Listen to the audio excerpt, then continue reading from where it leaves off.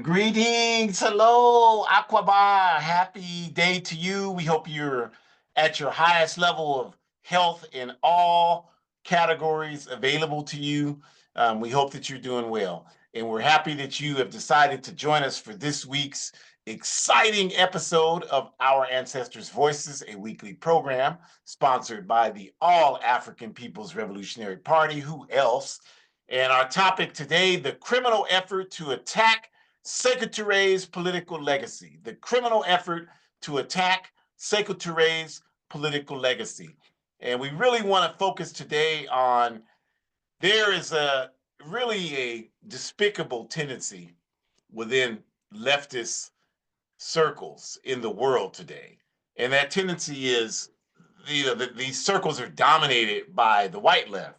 And so typically what has happened historically is the figures that fall into the definition of the white left, then those are the ones who are advanced, or whoever they can claim as representing their worldview. Those are the ones that they uh, advance. And for a number of reasons, which we'll talk about, Sekou Toure never fit into that category for the white left. He was never a darling of the white left. Not like Patrice Lumumba and Amilcar Cabral, and even to a lesser extent, Kwame Nkrumah, etc. And there are a number of reasons for that. And this is, we are obviously a political party that uh, follows the ideological tenets of Kwame Nkrumah and Amilcar Cabral, as well as Sekou Toure. So, those are our people. We are not confused. We study them intensely, and we know that nothing that they said or did was designed to uplift the positions of the people with a European perspective. So we're clear on that. But what we are saying is that there are a number of other people, for whatever reason, it could just be that their particular political experience, they couldn't find a way to fit that into the narrative that the white left wanted to articulate. Whatever the case may be, Sekou Toure was never one of their darlings. So we're going to talk about that today, and how not only that, but that there were such concerted efforts to destroy who Sekou Toure was and what his contributions were. So we thank you. We give honor and thanks to the indigenous people of the Western Hemisphere, their legitimate struggle to regain their lands back, which we stand in complete solidarity with them on. They have every right to do that. If you don't want to acknowledge the indigenous people's land, then I can meet you at the kayak store. I'll buy you a kayak and you kayak your ass back to Europe. And that would be the solution to that problem. So this is indigenous people's land, all of the Western Hemisphere. Whether you like it or not, we really don't care. And we also give honor and respect to our African ancestors who have struggled so mightily for us to be where we are today, just struggled over so much. I just completed a book that talked about how our people in up and down the central coast of Africa, the colonizers developed a process where when an African was captured who had been resisting and was captured, they would take one of those ball peen hammers and they would make every effort to break every bone in that African's feet. And then once they did that, they would break every bone in their legs. Then it would break every bone in their thighs, in that area that they could. And then they would break the bones in their arms and their hands. And then they would crush their heads with these hammers. This is the experience that our people have had. Men, women, non-gender binary, this is the experience that they had.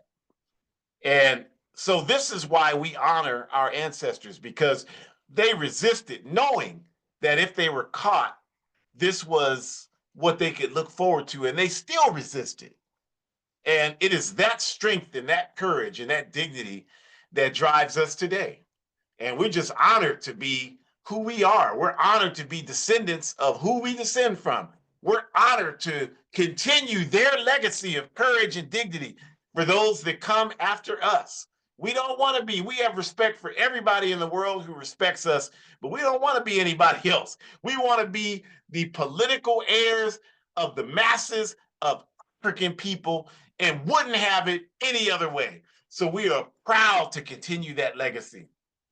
And we just start like we always do by acknowledging, for those that may not know who we are, Our Ancestors' Voices is sponsored by the All African People's Revolutionary Party, APRP, which is a revolutionary, independent, mass, Pan-African political party with its base in Africa. And our objective is Pan-Africanism, which we define correctly as one unified socialist Africa. I really love our African Liberation Day theme for 2025 all over the world. Africa for the Africans, Pan-African unity, not acknowledging the colonial borders, and the question of socialism over imperialism. These are the critical, this is ripping it, the Band-Aid off to the core. No talking around it, no making it more palatable for the liberal bourgeoisie, none of that nonsense, just telling the truth. And if you can't take it, take some headache medicine because there's more on the way. And our work to achieve Pan-Africanism is in Kwame Nkrumah's Handbook of Revolutionary Warfare. Yes, I'm fired up. I'm always fired up. I feel good to be alive and to be able to strike a blow. I'm getting ready to take a trip in a few days to do some, there's some people that have the audacity to stand up for humanity and are calling on the community to support the undocumented people, and these white terrorists want to threaten them and challenge them. So I'm getting ready to take a trip so that if those scum show up, we can send them right to hell where they rightfully belong. I'm fired up as I can be and happy to be able to sit here and be a person of conscience that's dedicated to trying to make a contribution to make the world a better place. That's it. That's all that matters to some of us. So this work to achieve Pan-Africanism is just that. It's a work to unite all of the forces on the ground into one body, and we are going to do it. We don't care who doesn't believe it's going to happen. While you sitting there talking about it ain't gonna never happen, it's happening. It's already happening. We're on the move, and no force on earth will stop us. And Our Ancestors' Voices, it's a program hosted each week by myself, Ajamu, and my biological and ideological daughter. And so to get us started, I will hand it over to Dr. Shakura Umi. Thank you so much. I wasn't ready for that. Thank you. I appreciate it. Greetings, everyone. Hello, hello. So we must first talk about the imperialist principles and powers that are at play here if we are to talk about the sabotage of our comrade Sekou Ture. This means that we need to look at the breadcrumbs, if you will, that have already been laid out for us, because this is not a new concept of sabotaging someone of principle, someone of ethical background. Anytime someone is standing up for what's right, anytime they are advocating for what's right, the unethical parts of the world, the powers that be, are going to work twice as hard to take them down. And they have a strategy on how they have strategically tried to do just that. I mean, we can look at too many examples. We can think about what was going on with Marcus and both of his partners that were named Amy Garvey. We can look at the sabotage of W.E.B. Du Bois and Shirley Du Bois. We can think about what happened with Patrice Lumumba. Of course, with Kwame Nkrumah, we've talked about that. With Modibo Keita, with Muammar Gaddafi, we can think about the infiltrations and the lies that were spread with the Black Panthers. In particular, Huey P. Newton. We could think about the lies that were spread with Assata Shakur. And to this day, how the lies still have not been surfaced with the truth, at least not for the people who should be doing the research to really know what happened. We already have talked about the kind of debilitating information that was debunked, but clearly is still existing in some parts with what happened with Kwame Ture. And we have, Jamil Abdul Amin, and we have Walter Rodney, we have Robert Sabukwe, we have Thomas Sankara. We hopefully are noticing a pattern here with these different names that I'm listing. Some of these folks were born in the diaspora, some of these folks born on the continent, some of these folks born in other parts where Africans have unfortunately been distributed based on the transatlantic slave trade. And so we're trying to show a connection where it really doesn't matter where you live. What matters is if you are standing up for justice, if you're standing up for principle, if you're taking a stand against any type of resistance, whatever it may be, that will not yield well for you. And because of that, these folks have had their characters be dismantled. They've had to have their characters be demoralized.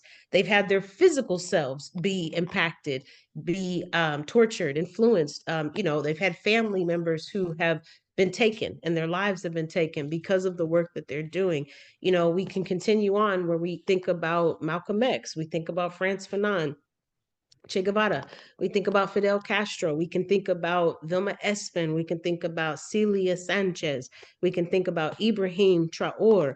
We can think about all of these different folks, including, our indigenous comrades, names that we know and those that we don't know.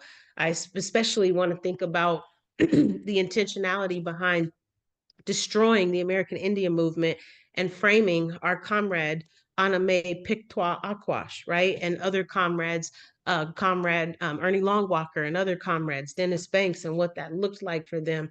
And so just trying to move through what it means to find the truth. And I think ultimately what we're looking at is, again, like reminding folks that when we think about imperialism, we're thinking about how a specific group of folks have used structures within a country's system, their military, for example, their economic system, for example, to now be a bully to another country of some sort and to force that other country to now be at the hands of this country that is in dominant control, that is in dominant power, again, by enforcing military to cause these other folks to do what they want, forcing them into alignment, forcing them into a workforce, whatever that could be. It could be a violation of something else because it's never been ethical. It's always been about what can you do for me and how can you do it for me and how can I force you to do it? And so what we have to understand is that imperialism has been behind all of this. It's been behind every single one of these things. And you have to remind yourself, well, what were these folks doing for them to be taken down? Well, we know that, Muammar Gaddafi provided a water system that would allow Africans not only to have access to water, but to have some of the cleanest functioning water that that particular part of the continent had never seen. And then to be able to not only provide hydration, but to have a water irrigation system that was good for the planet. It was better for the crops. It was better for that particular area to start to really grow in a way that it needed to grow. We know that just simply couldn't be the case. He also was targeted because he believed, like Kwame Nkrumah, which is another reason Nkrumah was targeted, he believed that we needed to have a United States of Africa, that we needed to be connected, that we should not be siloed and divided out with 53 different countries, but that we should be connected on one accord. We should have one economic system. We should have one currency in the United States of Africa. And that simply wasn't sufficient. We know why Malcolm X was killed. He was too busy trying to organize people. He was too busy telling Africans that they needed to know their history, that they needed to study their history, and that they needed to understand that they deserve to have respect. They deserve to be valued. They deserve to be treated with some dignity.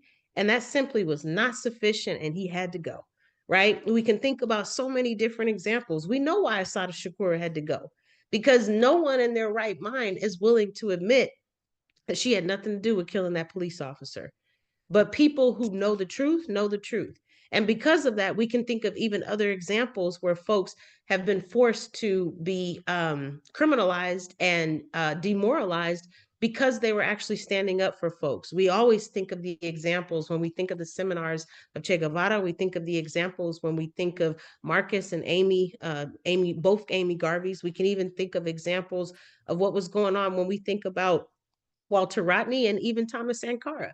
And so again, like, we need to understand that this is risky, you all. We're living in a world where, Comrade Ajamu just talked about going to Oregon to help resist folks that are xenophobic, that are, against folks that are here, most likely on their own land. But because they don't have official paperwork, if you understand my sarcastic tone, that therefore they need to leave this country. But the actuality of it all is you have to be willing to stand for something, or you will fall for anything. And these folks that we see on the screen did it not only standing with dignity, but they used justice to drive their decisions for why they stood. I'm sure they looked at the risk. I'm sure they understood I could lose my life if I decide to do this today.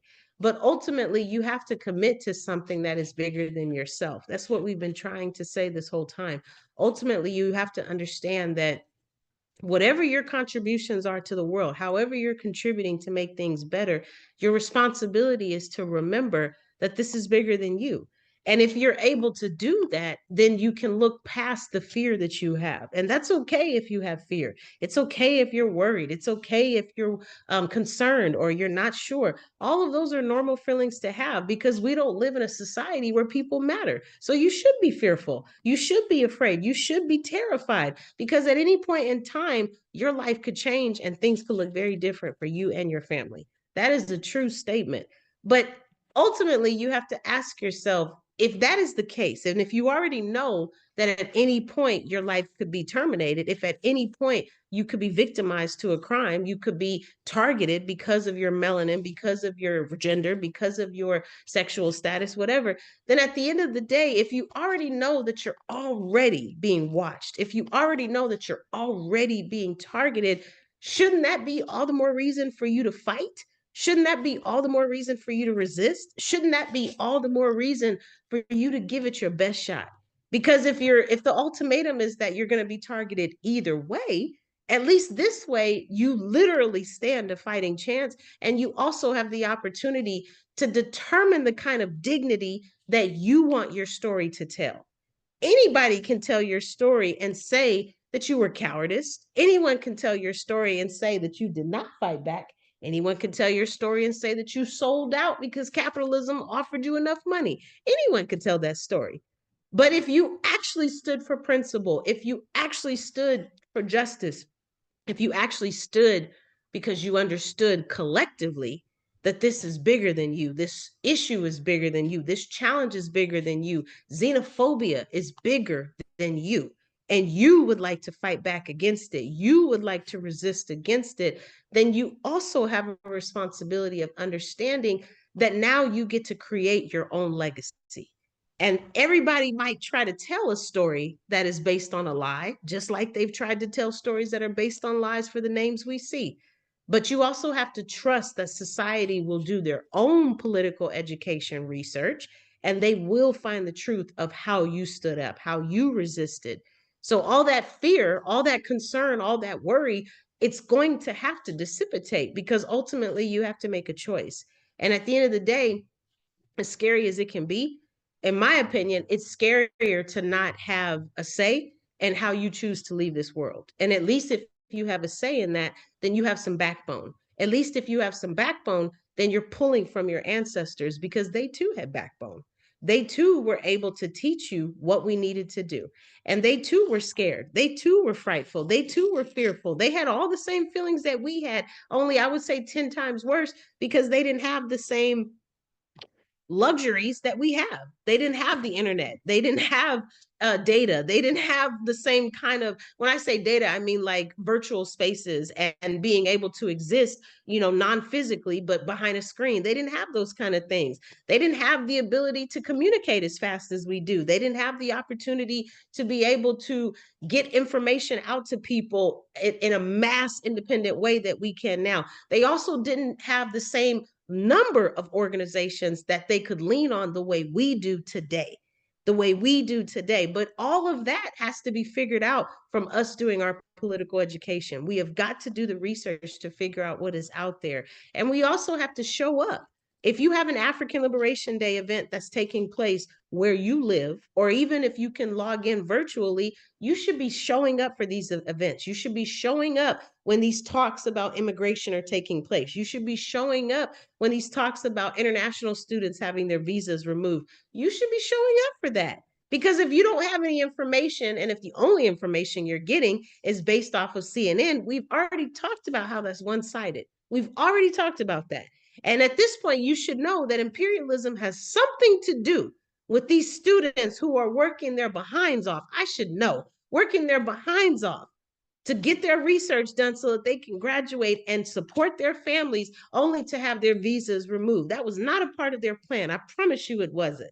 They are trying to do what they can so their families can survive. And so for us to know what's really going on, we've got to do the research. And we can't rely on CNN to tell us that because we know CNN is one-sided. We know Fox News is one-sided. We already know that. We've talked about that. You're not going to trust the master to tell you the truth. Don't do that. They will lie to you every single time, and they will have no problem with it because they are not humane. They are not ethical. They are not justice. They are not interested in giving you information that's going to help take their system down. That would be like shooting themselves in the foot. Why would they do that? So we have to think smarter. We have to be able to anticipate that. For any people who play chess, you need to be anticipating what your opponent is going to do. This is chess real life, capitalism and imperialism 101. Next slide, please. So we have to understand that. And in doing that, we also have to understand these folks have had their legacies discredited for a reason, because in doing that, it allowed the imperialists to be in better control of the narrative. It allowed the imperialists to be able to manipulate what was not real into convincing us that it was. And we know how they attacked was they used intentionality propaganda. They used, more specifically, over and over messaging that would start to recreate the image of what we were starting to believe was actually, the case. Instead of us, of course, knowing, how to tap into our own political education, to do our own research. But this is why they started painting all these pictures. This is why we were able to think about what it meant for, like you may think, if you were to type, just Google, like, Black militant organizations. If you literally just Google that, I'm sure Black Panthers will come up, especially if you click on images. I'm sure the Black Panthers will come up. I'm sure Malcolm X's face will come up, because our society has propagandized us to believe that, if you're Black, if you're militant, you want to kill all people, you think all white people are devils and all these things, and that may not necessarily be the case. Also, it could have been taken out of context, but none of those things are going to be examined, because the whole purpose of that propaganda was to demoralize and to discredit that person. That was the whole purpose of that. Not to make this person look like a human being, no, to make them look inhumane, to make them look vicious, to make them look criminal, to make them look like a danger, to make them look like you are in serious trouble if you follow them, and if you believe what they have to say, and if you take anything that they say with a grain of salt. You are in serious danger if you do that. And so again, like, this is why we have to have our own information. This is why we have to be able to research and to be able to find our own information. Shout out to Walter Rodney. Our work study circle is reading How Europe Underdeveloped Africa right now. And again, we're always saying to you all, it's one thing for you to increase your political education. It's another thing for you to understand that in addition to you reading more and increasing your political education, it's also necessary that you have what you need so that you can be able to discuss what you're reading with other people. You've got to be able to discuss it, because if you don't discuss it, then you're just having the information within yourself, and you're not able to kind of see how you can start to build in with learning from other perspectives, getting other information, being able to really talk to other people. So this is really important when we think about that, because it's not enough for us to just have access to our own information. We need to be able to share it with other groups of minds. We need to be able to talk about this stuff. We need to be able to break it down. And so this is where this really starts to come in. If you don't talk about it, if you don't break it down, then you will believe the lies that capitalism is telling you.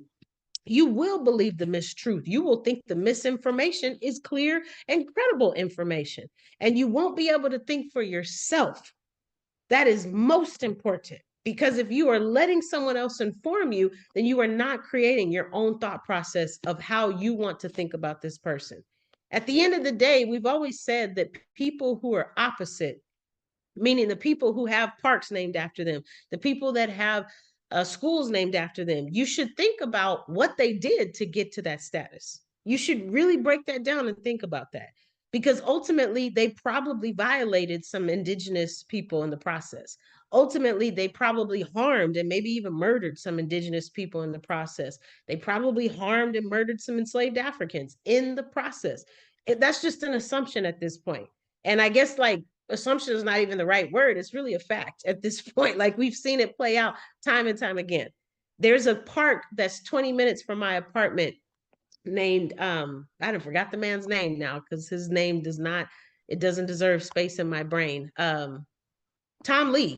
I'm sure you'll correct me, Daddy, but he was one of the founders of the Ku Klux Klan, one of the chapters here. And he's got a beautiful park. It's a beautiful park. My point is, we know what he did, and he's being celebrated, which is why he has a park named after him. So I think, Nathan Bedford, that's his name, Nathan Bedford Forest, because it's the Nathan Bedford Forest. I got it.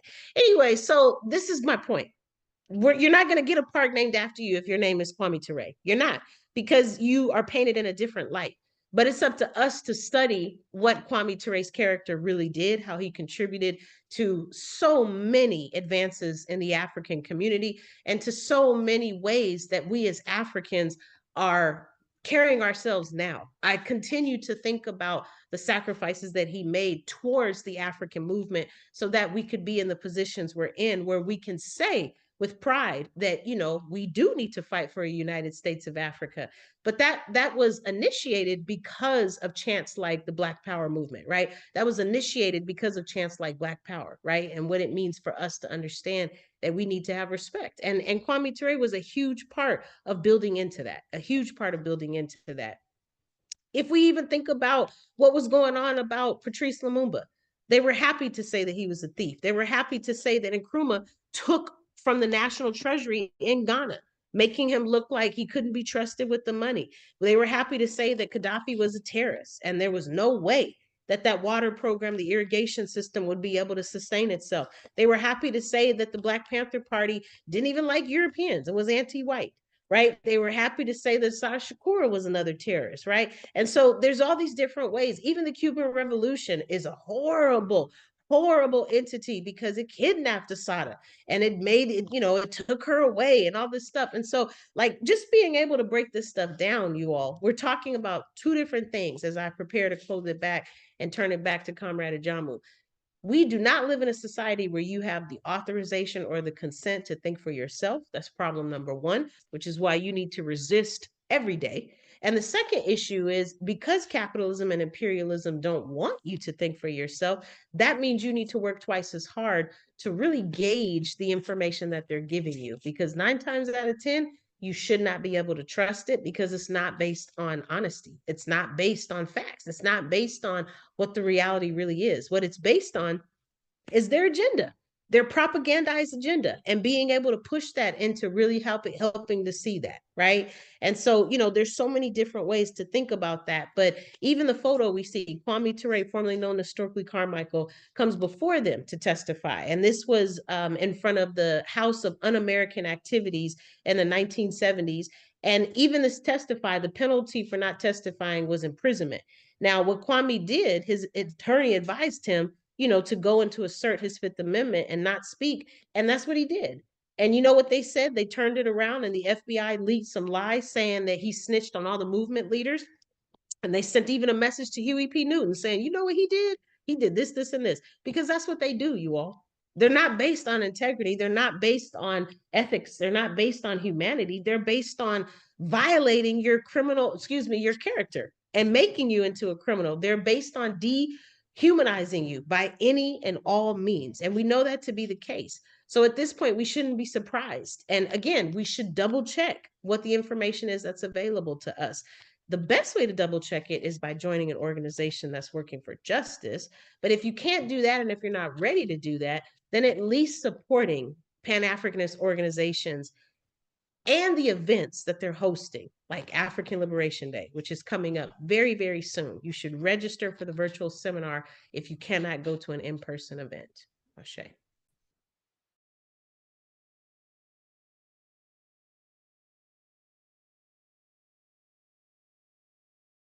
Ashe, Ashe, thank you. I'll just start with these lyrics. If you can and you resist this whack society, I fool with your. I can't. I always try to do it and I can't do it. But it's the Arrested Development song, "Ease My Mind," and they're talking about resisting this whack society. If you don't resist consciously, you'll fool your subconscious into accepting it. And then they say, "I ain't accepting it. I ain't accepting it. I keep my focus. I ain't accepting it." And I think about those lyrics. I think those are some of the hardest lyrics of any hip hop song. And I think about those lyrics all the time. That's my credo. Like that's definitely what I want to try to do. And that's why I have the respect that I have for Ahmed Sekou Ture, because I think that as much as anyone in my life, his work personified the necessity of highlighting dignity for our people. I mean, that man was all about that. And I think that was the reason why he was such a target for imperialism. And there on the screen, you see him with a picture in Conakry with Amilcar Cabral, who's on the left. And if you don't know the history, uh, Sekou Touré and the Democratic Party of Guinea had opened up Guinea Conakry to serve as a staging area for the African Party for the Independence of Guinea-Bissau, the PAIGC, which was founded by Cabral to wage its anti-colonial war against Portugal. Their neighboring countries, Guinea-Conakry is to the north, and Guinea-Bissau is to the south there, or you could say east or west. And so that was one of the things that we'll talk about. But after Touré and the PDG, the Democratic Party of Guinea, shocked the world, literally, by rejecting France's offer to join the French Union in 1958 and demanding independence now, immediately. Touré said, "We prefer freedom in poverty than slavery and riches. We want independence now." They didn't want to be a part of the French Union. And clearly they were correct, because even today in 2025, the French Union holds 8 African countries hostage by having them rely on the CFA franc currency. And the French government holds 50% of all of those countries' annual revenues in their operating account, the French operating account, with only the promise of making sure that the CFA franc would maintain the value of the French franc, which means nothing in terms of advancing the quality of life for the African masses. But this is why Sekou Touré and the PDG made that decision 66 years ago. And Touré went on to make sure that Guinea served as a staging ground for Pan-African organizing, as I mentioned, by allowing the PAIGC to use Guinea as a base for organizing against Portuguese colonialism. The PDG and Sekou Touré invited Cabral in the PAIGC to do that. And then when Kwame Nkrumah was illegally overthrown in a Central Intelligence Agency inspired coup d'etat in 1966, February 24th, the PDG and Sekou Touré invited Nkrumah to come to Guinea, and Nkrumah became co-president with Sekou Touré of Guinea, and making Nkrumah the only person in human history to be president of 2 different countries. This infuriated imperialism, all of this. And it didn't stop there, you all. Sekou Touré and the PDG greatly inspired the U.S. civil rights and Black Power movements. In fact, I would argue that it was Sekou Touré and the PDG that played a significant role in further further enhancing the militancy of the civil rights movement in this country, that moved it into the Black Power era. And they did that by several things. First, in 1959, immediately after Guinea was independent, the PDG sent a delegation led by Sekou Touré here to this country to meet with the administration of Dwight Eisenhower. And they did that. And one of the first things that these U.S. capitalists did is they kept trying to get Ture and the PDG to accept these aid packages because they were worried about the Cold War. They wanted Guinea to side with imperialism against the Eastern Bloc, the Soviet Union, and all those countries in the Cold War. So they were trying to bribe them with these aid packages. And Sekou Ture and the PDG would hear none of that. They kept saying to the people, we want dignity and respect for our people. But these racist crackers here were so racist that they thought that Ture was just talking about Africans in Guinea, but he was talking about Africans, period. So his next demand to these crackers is that I want to take my delegation on a tour of the southern U.S. because Sekou Ture and the PDG wanted to see how African people in this country were being treated in the racist Jim Crow segregationist South. And of course, the crackers scurried like, oh, we can't have them see that. And they said, no, we're going to the South. So they went anyway. And they confirmed what they already knew from all of the research that they had done, that this was a racist, backward capitalist country. And they came back and they told the crackers in DC, we don't want your aid. We want dignity for African people. That, again, placed Sekou Ture firmly in the crosshairs of imperialism. And then to add insult to injury, Sekou Ture invited a delegation of the Student Nonviolent Coordinating Committee, SNCC, one of the most prominent and certainly one of the most militant civil rights organizations in this country, to come to Guinea in 1964. And that delegation was led by people like John Lewis, who later, of course, became a congressperson in this country. And as well as other people like Cleveland Sellers, who was the program director for SNCC, and Ruby Doris Robinson Smith, who was also central to SNCC's planning and was a chief spokesperson against patriarchy within the Student Nonviolent Coordinating Committee. And Miss Fannie Lou Hamer, who was a leader in the Mississippi Freedom Democratic Party, which opened up voting in this backward ass country.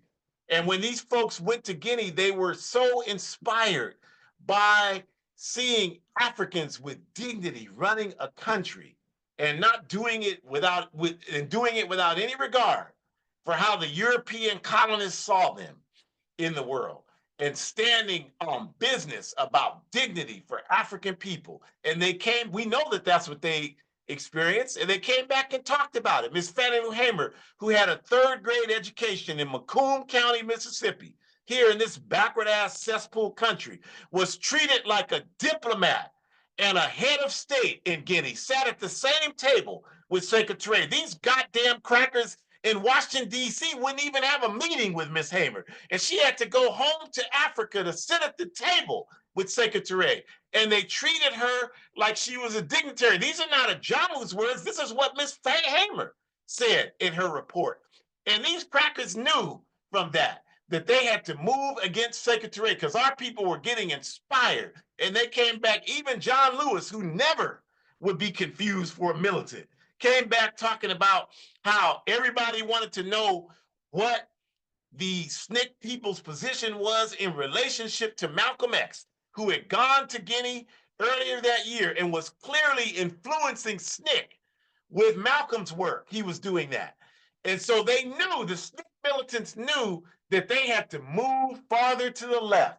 The world demanded that they do that. And a lot of that was influenced by Ahmed Sekou Ture. No question about that.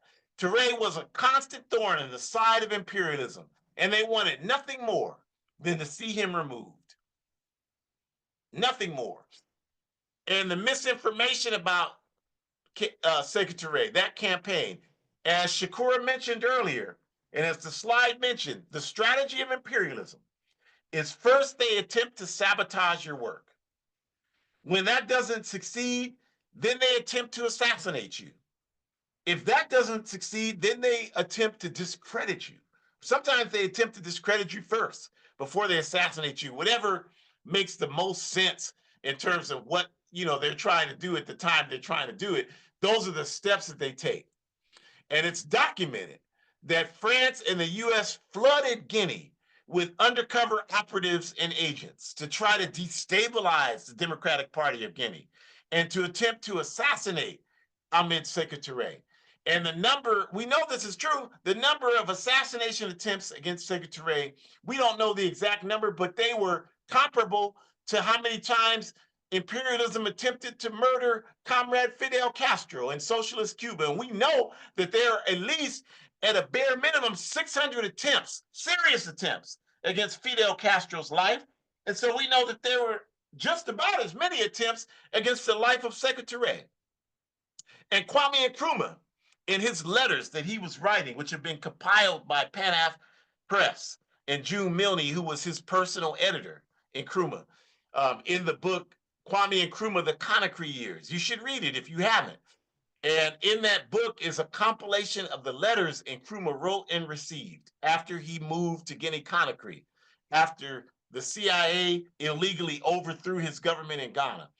And he spent several years writing letters to people like Kwame Ture, who was Stokely Carmichael then, and Julia Wright, the daughter of Richard Wright, and Shirley Graham Du Bois, and all of these wonderful folks who were involved in the movement. Kwame Nkrumah had relationships with them, June Milne, and he would talk to them about the number of saboteurs that existed in Guinea and how there were constant threats, constant coup d'etat attempts. Nobody knew who to trust. There was a constant siege mentality in Guinea. Nobody knew who was going to try to kill them next, who was trying to overthrow Sekou Toure's government next. And this was a constant energy that Nkrumah talked about in his letters. And the unfortunate results of that type of atmosphere, which was fomented by imperialism, was the development of Camp Boreal. And the reason why I mentioned Camp Boreal is that imperialists always point to Camp Boreal as their justification for labeling Sekou Ture as a dictator. Because Camp Boreal was a re-education camp where people who were deemed enemies of the government were sent. And there were some unfortunate things that happened in Camp Boreal. We're not going to try to run away from that or cover it up. You know, Sekou Ture was a man that stood firm against corruption. And so if he was convinced that you were corrupt and against the African masses, he didn't tiptoe or dilly-dally around you. He took action against you. And there were errors made. There were some people at Camp Boreal who should not have been there, without question. And we'll be the first to tell you, I've written extensively about this, how our movements have to learn how to understand how to make disagreement non-antagonistic. This was a problem in Guinea. It was a problem in Ghana. It's been a problem in Cuba. It was a problem in Libya. It's a constant problem. But it's exacerbated by the fact that the sabotage of imperialism against these movements, right? If socialism is so evil and so worthless, why don't they just leave it alone? Because if they didn't have the constant sabotage, my argument is that the Camp Boreals wouldn't happen. Not justifying it, but I am explaining it. That's why it existed. So this happened, but this doesn't discredit the legacy of Sekou Ture. I'm sorry, it doesn't do that. Because the definition of a dictator is someone who extorts the resources of the people for their own personal benefit. And if someone's doing that, they are not going to retain the popularity of the people who they're stealing from. And so my point to that is Sekou Toure's government was in power 26 years. He had to leave the country with a mysterious illness that eventually killed him in order for the saboteurs to finally succeed in overthrowing the Democratic Party of Guinea. They knew they couldn't do it if he was still in the country because of the popularity that he still held even in 1984 when this happened, after being in power 26 years. So I ask you, if you want to label Sekou Ture as a dictator, I want to ask you a question.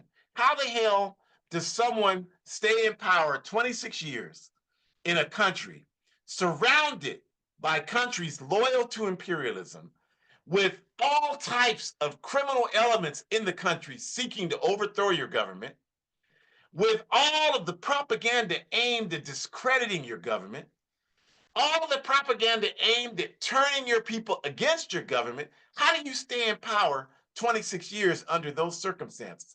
There's no way that Sekou Ture could have stayed in power 26 years unless he had the mass support of the people of Guinea. There's no way that the Cuban Revolution has been able to exist for 66 years without the mass support of the masses of people in Cuba. Because based on everything imperialism has done against these societies, these governments should have toppled overnight. And the fact that they didn't was because of the mass support they had among the people. And the reason why the people had the mass support for the government of Sekou Ture is because people are not stupid, particularly African people. We are not stupid. And our people know that Sekou Ture, although not perfect, did immeasurable things to advance the conditions of people in Guinea and all throughout the African world. Our people know that.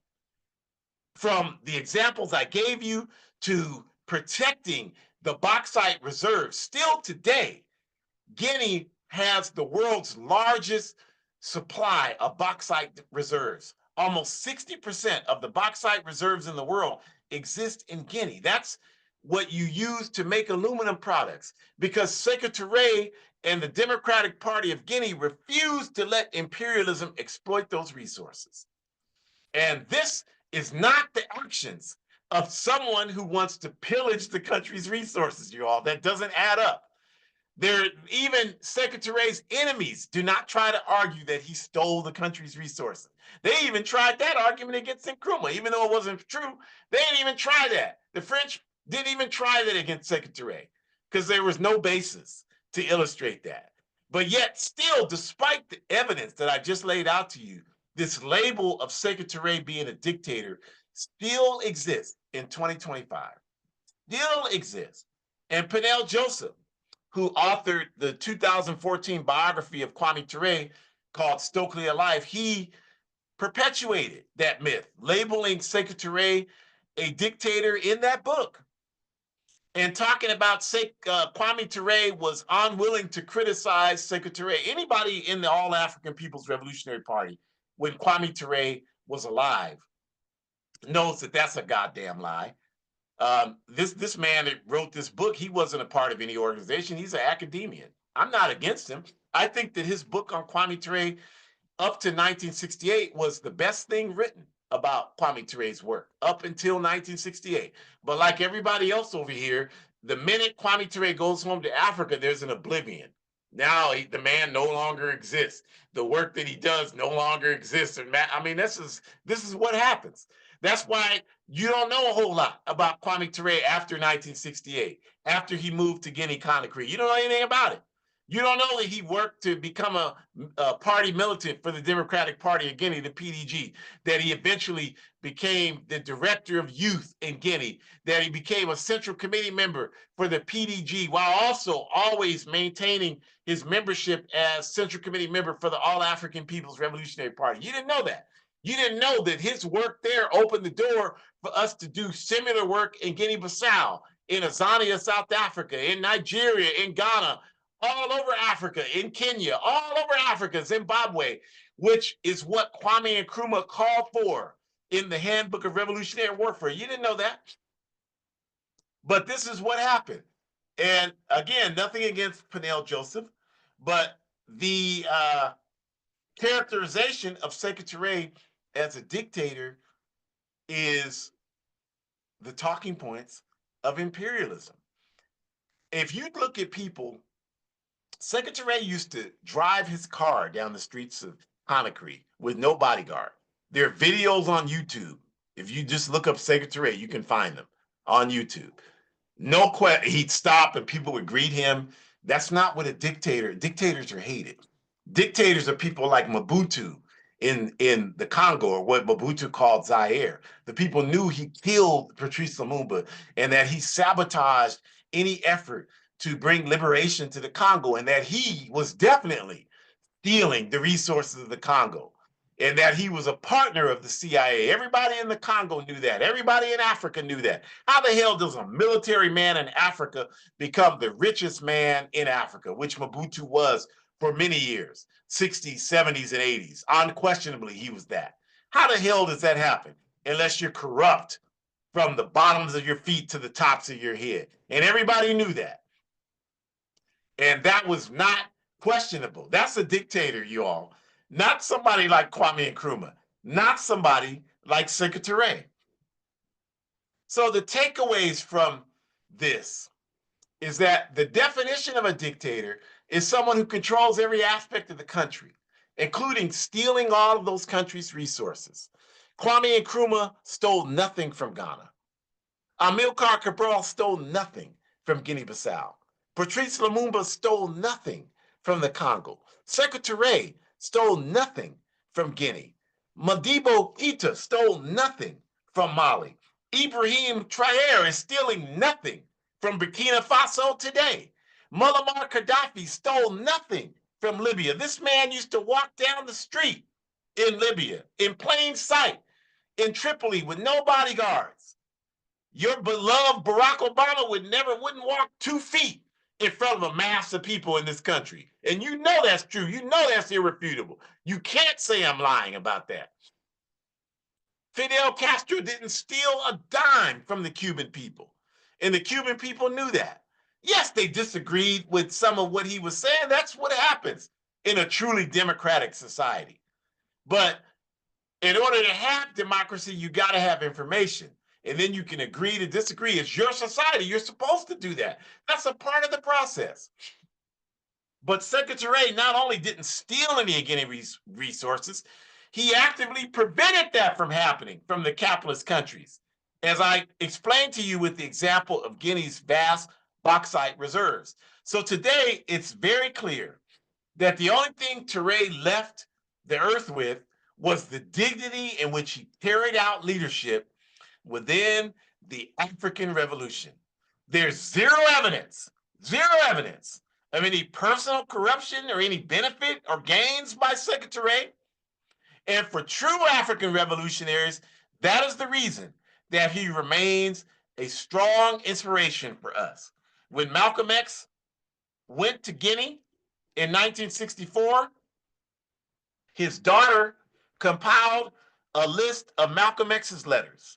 The letters were handwritten, and they were in a box, a cardboard box, that Gamila Shabazz, one of Malcolm's daughters, had in her basement. She was not able to pay the rent.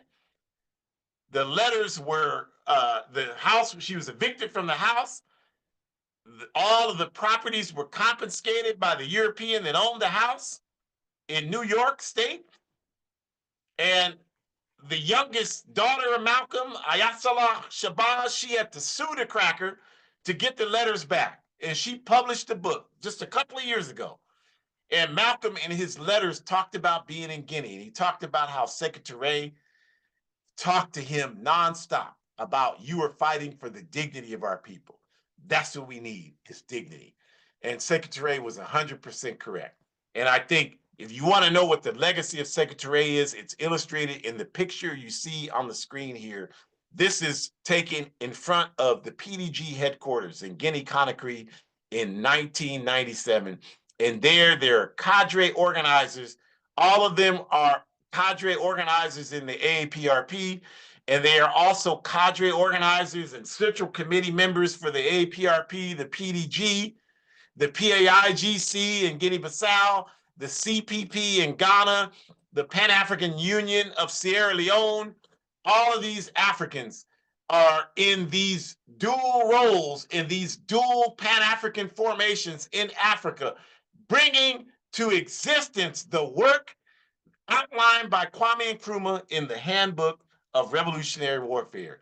This is the work of the All-African People's Revolutionary Party, and that work that you see represented in this picture in Guinea-Conakry in 1997 has flourished all over the African continent today. I've had the opportunity to participate in a lot of this All-African Committee for Political Coordination work all over Africa. It's there, it's building every day. We just had an announcement last weekend that our comrade organizers in Burkina Faso have launched work in Niamey, Niger now. So now we have work going on consistently there. This work is moving, you all, whether you like it or not, whether you know about it or not, it is moving and we will be free. And none of this would be happening without the humble contributions of Sekou Ture. So we don't care what you think. We love Sekou Ture, and we are inspired by his example. And we learn from his errors. We don't repeat his errors, and we build on his strengths. And we say, Viva Sekou Ture. And we thank you for joining us today, and we invite you back next week. Kind of a related theme next week, April 27th. April 27th is the date that Kwame Nkrumah made his physical transition in 1972. And so we're going to talk about the mysterious death of Kwame Nkrumah. It might have been prostate cancer, but we don't believe that he just organically developed prostate cancer. And so the program next week, we're going to be talking about why we say that. So we invite you to join us. The red and white QR code in the upper left, you can scan that and you can get all of the AAPRP programs, like other broadcasts like this one. Hood Communist is there. You should support Hood Communist. You should support all of the other AAPRP programs, including this one, Our Ancestors' Voices. And then the blue and white QR code, contribute to support African Liberation Day 2025. Your contributions will go towards all of our African Liberation Day commemorations on the ground throughout Africa. And we have a number of them. So make any contribution that you can, even $5 is appreciated, but don't be stingy. Support the African Revolution. You click on the blue and white QR code, it will direct you on how to do that. So please do that today. And if you're in Northern California, we have a program tomorrow here. It's an African Liberation Day teach-in, Africa for the Africans, revolutionary Pan-African unity across borders in the battle for socialism against imperialism. That's our 2025 theme all over the world. So here in Sacramento, it's at 3320 Broadway at the Community Movement Builders, the Shakur Center, from 6 to 8 p.m. Come out tomorrow, tell somebody. We're going to be giving a teach-in on African Liberation Day. And we want you to come out so you can spread the word. So please, if you know somebody in Northern California, if you're not here, let them know. And if you're here, there's no reason why you shouldn't come out and join us. So come on out. Join the All African People's Revolutionary Party. Go to aaprp-intl.org and join the party. You watch a video, you can get information on it. Just do it. Stop talking about that you're going to do it and do it. We need your help. So go ahead and do it. The bottom QR code, Burkina Books. Now we're not only just in Burkina Faso, but as I mentioned just now, in Niger. So become a monthly sponsor. As little as you can sponsor every month, as much as you can sponsor. When they open, the comrades open the ceremony for the new center in Niamey, Niger, they said that this was possible based on the international support of comrades like you. If you're a monthly contributor, I am. So donate what you can. Support the African Revolution. And lastly, my book, A Guide for Organizing Defense Against White Supremacist, Patriarchal, and Fascist Violence, A Guide for Organizing Defense Against White Supremacist, Patriarchal, and Fascist Violence. It's only $8. You can only buy it on Amazon. I've talked about that a million times. I'm not talking about that anymore. If you're still stuck on that, that's your own goddamn problem. You just don't want to support work to liberate our people. That's all that is. But if you can get beyond that kind of foolishness, I use 100% of the proceeds to finance our anti-fascist work. I mentioned at the beginning of the program, I'm going to be doing some very dangerous anti-fascist work this week. And whatever support, I'm spending a lot of gas money, a lot of other resources to do this work. Whatever support you can give is appreciated. So even if you have the book, buy some more copies so that and have a study group with it and tell other people. Order it for your local library. You know, do some activist work. Don't just say, well, I bought a book, so I already made a contribution. That's not how this works. You got to be consistent. You got to follow up. So help us out. Help us build. We're building. We're doing everything we can. We need you to jump on board. So do all these things. They're all very important. We appreciate you. Forward ever, backwards never. Enjoy the rest of your day.